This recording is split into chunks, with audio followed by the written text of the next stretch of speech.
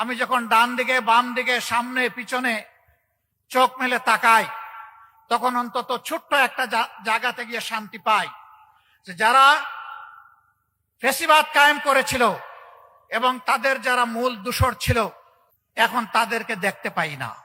এখন আছেন তারা যারা ফ্যাসিবাদের জাতাকলে পিষ্ট হয়েছিলেন। তাদের প্রতি, সকলের প্রতি আমাদের বিনয়ী অনুরোধ, ফ্যাসিবাদের যে কষ্টটা আমরা আপনারা সকলে ভোগ করেছি, মেহেরবানি করে এই কষ্টটা কেউ আর জনগণকে দিবেন না। কিন্তু এখনো দিচ্ছেন। আমরা দেখতে চাই এগুলো বন্ধ হচ্ছে। যদি বন্ধ না হয় তাহলে আগামী 12 তারিখ জনগণ 2টা হা ভোট দিবে আর অনেকগুলা না ভোট দিবে ইনশাল্লাহ।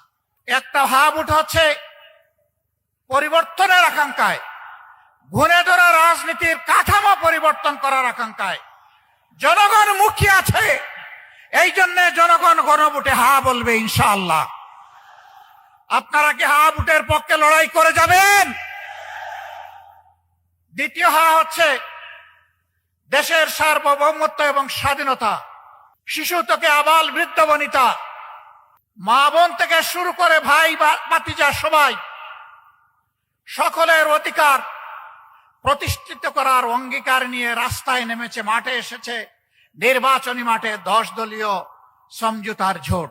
এই 10 দলকে বিজয়ী করার মানে হচ্ছে আধিপত্যবাদের বিরুদ্ধে হা ভোট। এর অর্থ হচ্ছে চাঁদাবাজের বিপক্ষে হা ভোট। এর অর্থ হচ্ছে দখলদারদের বিরুদ্ধে হা ভোট।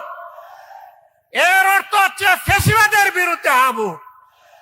এর অর্থ হচ্ছে ব্যাংক ডাকাতদের বিরুদ্ধে হা ভোট। এর অর্থ হচ্ছে মা বোনদের ইজ্জতের উপর যারা হাত দেয় তাদের বিরুদ্ধে হা ভোট। এই সব মিলে একটা হা ভোট হবে।